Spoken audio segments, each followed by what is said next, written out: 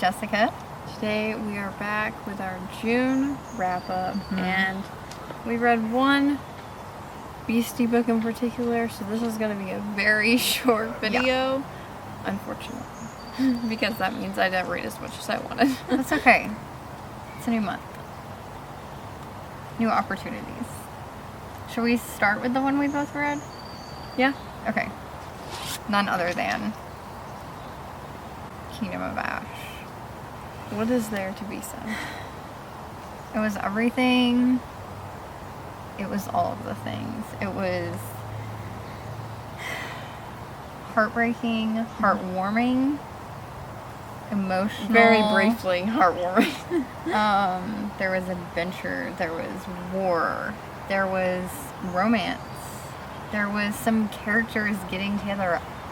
Finally. There was death. There was death. I don't remember the death though, so that means it didn't overshadow the rest of the book for me. Wow. Okay. I mean, I know someone has to die. Like, we can't have this much of a book and someone not die. Yeah. Oh, yes, I do remember who died. Oh, no, now I'm back in my feels. I just remembered. I was going to say you were really sad to just forget. It's okay. It's okay. 10 out of 10 stars. All the stars. I mean, there's nothing to say except stop overlooking this book and reading Crescent City and Akatar. Yes, Read this series. This is the real one. Yes. And this one Aelin has the is most queen. books, so why wouldn't you want to... Okay. That was so bad. It's true, though. So many quotable things, too, in this book. Like, So if you many good see... characters. Don't you want to, like, know what all of the Throne of the Glass quotes come Throne from? of the Glass. All of the Throne of Glass quotes come from.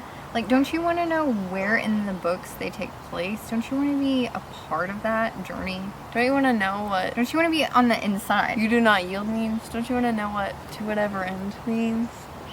You won't know until you read this, so you better read it. Better.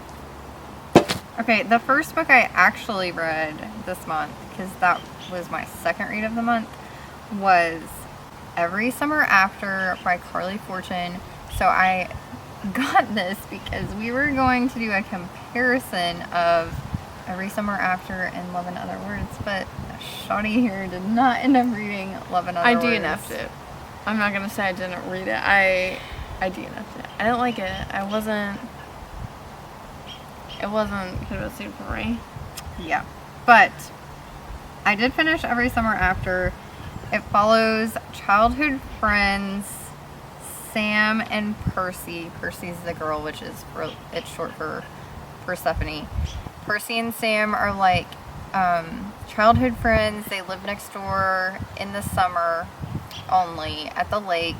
And so it kind of goes back and forth from present day to their childhood at the lake, their friendship, how their friendship forms, how it forms into something else eventually, and then something happens that makes them not see each other for like 20 years. And so the start of the book is Percy getting a phone call from Sam's brother that Sam's mom died, and so he's wanting Percy to come back to go to the funeral. So that kind of makes her reminisce of like their relationship together. And so here's the thing. I really enjoyed this book. The lake vibes, the summer vibes were on point. I have very fond memories of the lake as a childhood as well, so I especially resonated with the lake memories. But the event that occurs that makes them not talk for 20 years, I had a suspicion of what it was, and I was right.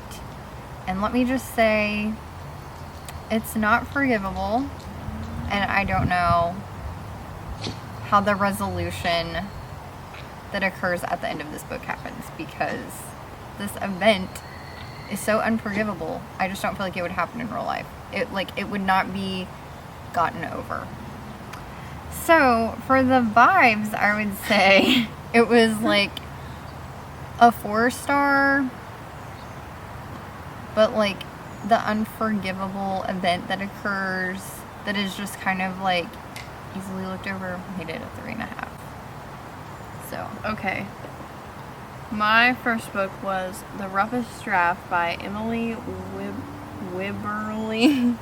Wibberley? And Austin. I'm not even gonna say his last name, okay?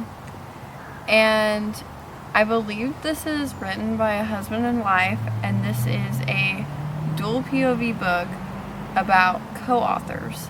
And all we know is they had a big falling out, and then one day their publishing company is like, you signed a contract saying you would write these many books together. Just because, like, you guys don't want to be friends doesn't mean you don't have to do this. So then they come back together, stay at this beach house in Florida, and write their final book together. And then, of course, you know, they talk again. Among other things. Yeah. Which I actually really liked it a lot. A lot of people said it reminded them of Book Lovers. And I believe there was something else too. And I really love the writing aspect. They kind of like write things to each other sometimes, which kind of gave You've Got Mail. Overall, I really liked it. It was a little summer romance book. I mean, 3.5 stars. You know, it gave me what I needed in the moment. Okay, the next book I picked up was Grave Mercy by Robin Lefevers. This is a trilogy, and this is the first book in the trilogy. The trilogy is called His Fair Assassin. So this book follows a young girl named Ismay, who is, like, at the beginning of the book, she's basically, like, betrothed to this horrible man. Her dad kind of, like, sold her into marriage to this horrible man.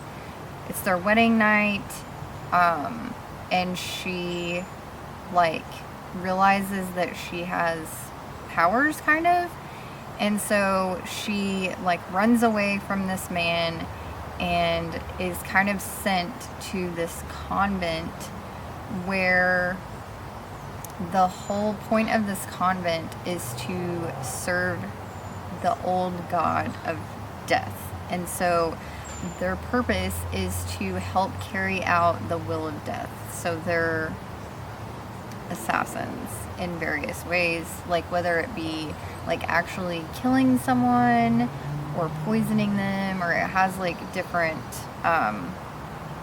avenues it could take, I guess. But they also serve their country, which is Brittany. And so this is set in like the 15th century. So it's kind of like if Vespertine and Victoria had a baby. Oh, you remembered. Yes, I did remember. Because in this book, the royalty plays a big role. So there's a lot of politics. The Duchess of Brittany is trying to like come into her ruling because she's a young girl.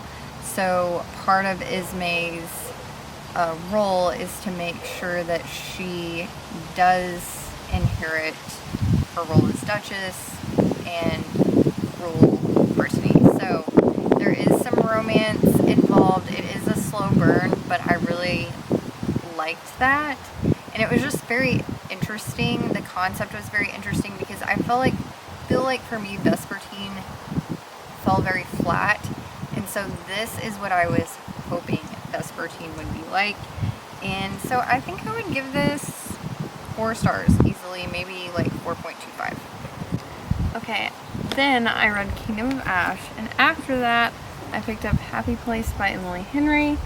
And as I mentioned before, I did not expect this to be a sad book. It didn't quite lift my spirits the way I thought it would, but this primarily follows Win and Harriet, and they were together all throughout college, and they have this big friend group, and every year they go to this house in Maine, take a big vacation. It's tradition, and currently they're in their 30s, so that kind of gives you visual for how long this tradition has been going on. And the owner of the house is one of the friends' dads, and he's like, okay, selling the house.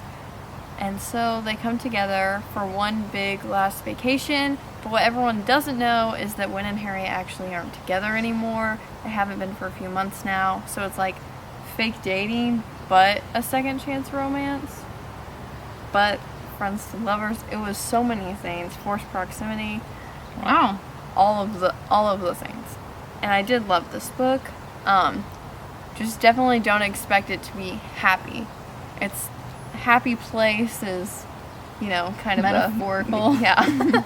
It is almost. They call Maine their happy place, and Harry. Overall, it's Emily Henry. I loved it. Okay. This is, I think, my biggest accomplishment of this month. And that's because I have been trying to finish this book since September. And that's For Ill Assassin, the second book in the Farseer trilogy by Robin Hobb.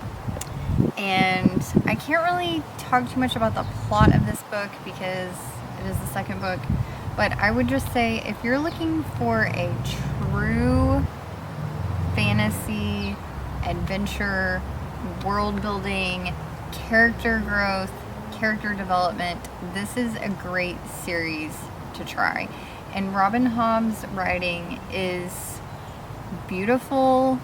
It is very character driven, and Robin Hobb is just kind of like a staple in the fantasy world. And this book is like 700 pages, and I will say it is kind of like a slow burn in a way of the entire main character's story, but the last 25% of this book was very reminiscent of like how Brandon Sanderson writes in The Rhythm of Worth, or not The Rhythm of Worth, Stormlight Archives. Like, it's like world building, and then the last 25% is like bam, bam, bam, bam, bam. Like, everything starts falling into place. And so the last 25% of this, I felt like I could really grind through, but it is a little challenging to get there. So I wouldn't say this is a good book to pick up if you're like new to fantasy reading. This is definitely something I would suggest though if you are kind of a somewhat intermediate seasoned fantasy reader. It's character driven, but not in the way that most fantasy books are. Like, it's not character as in romance. No, it's character. Like, it's his story from childhood to coming into adulthood and into his role in this world. So it's very much like it's almost like his growing up story, his life story. But I highly recommend this. I'm glad I finished it.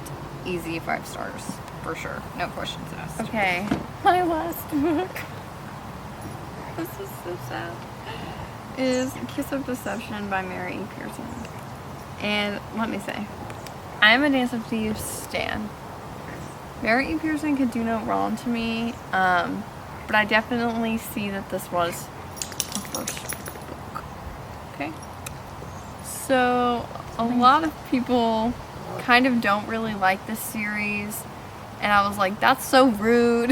Dance of Thieves is amazing, and then I read it and I'm like, oh my gosh, this is so slow, especially for a YA novel. And we kind of have a love triangle kind of going on. I think it will become a love triangle. Anyways, we follow a princess who's supposed to get married to this random guy one day. I mean, he's a prince, but like, she's never met him. And she decides to run away with her lady's maid. Then we also have the perspective of the prince that she was supposed to marry, who's like, I'm so mad I didn't think to run away first, but I'm gonna find you. And so he sets off by himself to try to find her, and then we have an assassin that's trying to find her. And within, like, I'd say less than 20%, all of our characters have met.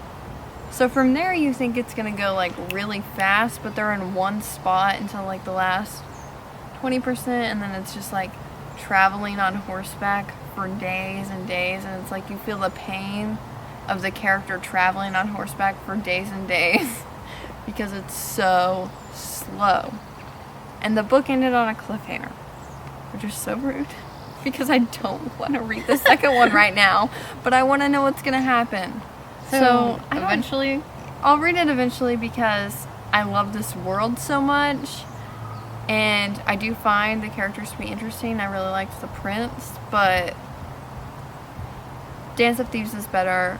Don't feel like you have to read Kiss of Deception first. You can try, but if you don't jive with it, just go straight. Yeah, to Dance of don't Thieves. put yourself in pain. Or like think that you can't read Mary Pearson. Yes. Yeah. So don't judge her by that, is Yeah. what you're saying. Okay, this next book I picked up was a book that I had saw was a book of the month pick for June, I think, or May. But I don't know. Like, we don't really buy book of the month thrillers because that's not something I tend to reread. So I picked this up from the library, and that's The Last Word by Taylor Adams. This book really, like, hooked me from the premise, which is that a girl is reading, basically, well, let's just start over with who this girl is. I don't even remember her name. Emma. I should have remembered. Sure. Emma. She is living in this very remote location. I mean, it's exactly what this picture looks like, in this little cabin along the coast or house, whatever, because like something traumatic has happened in her life.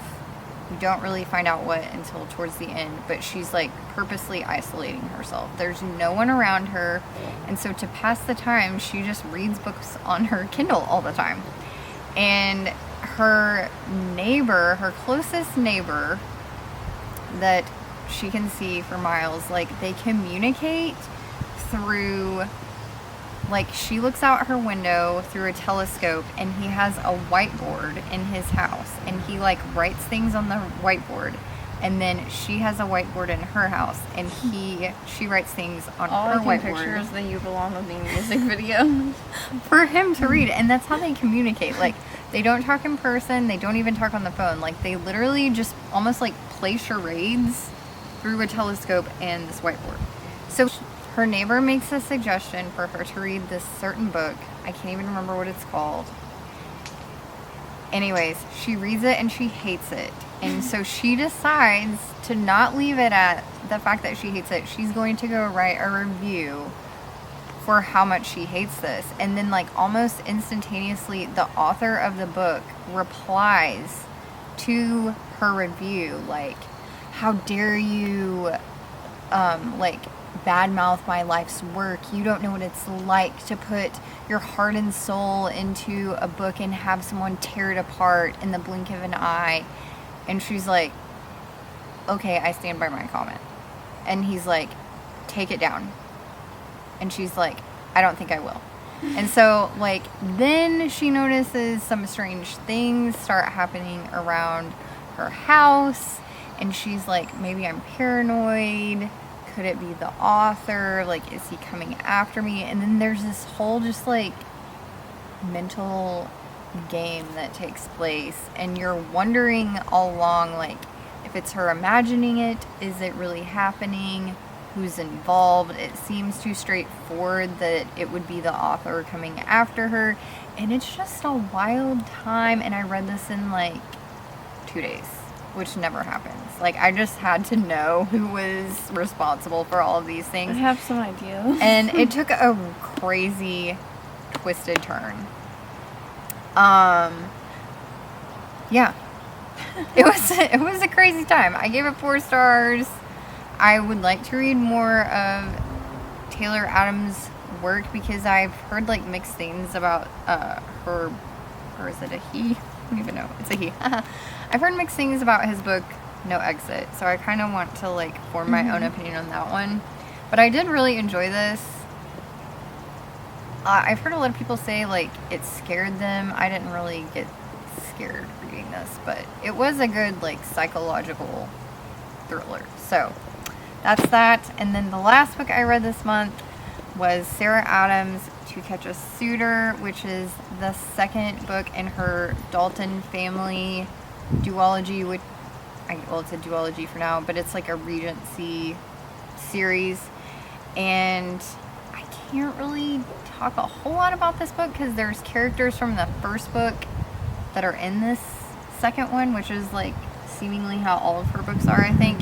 But basically, this book follows a girl named Elizabeth who's about to enter her like coming out season in London, and she's in love with her brother's best friend, but she like won't tell him, won't admit it to him because he is also like one of her best friends too, and she doesn't want to ruin their friendship. She doesn't want to be rejected by him. She doesn't think she has a chance. So it's just like her going through her coming out season, really being in love with her brother's best friend, and the whole time you're like, why can't you guys just tell each other? But it was a really cute, fun, easy read, like all of Sarah Adams' books are. They're just wholesome, and all the characters are so endearing, and I really enjoyed it. So I think I would give it 4 stars as well. I think I've given all of her books at least 4 stars, I think. Yeah. Anyways, this concludes our June wrap up. Hopefully July is a little more ambitious. Mm-hmm. I'm really enjoying the book I'm reading right now, but I'm also really excited to dive into another good fantasy series. Yeah, give us some recommendations, because I haven't been able to really like anything besides this since Kingdom of Ash. Like, But I'm listen, just almost we're not DNFing reading everything. ACOTAR and we're not reading Crescent, Cindy, so please don't suggest those if that was going to be your suggestions. If you like them, great, but we're not going to read those. So if you have some other ones, you could... Even some, like, small authors. Yeah. Give me something They don't that's have not to be... booktok. Yeah, they don't have to be blowing up. I feel like the tables at our Barnes & Noble Never change. They don't. Never. And I'm at a loss. Yeah. I feel like also their selection never And all I changes see on either. Instagram right now is Fourth Wing, which is like, I'm so glad everyone's loving it. I didn't. And also that's not helping me find something new No. because I already read it, So, help me Let out. us know. Because I feel like all good books come out in fall. And I'm trying to enjoy summer. Trying. Let us know your favorite summer read or your favorite fantasy book, standalone, or series of all time. And we'll check it out. We will. Okay. We hope you enjoyed this video, and we'll see you next time. Bye-bye.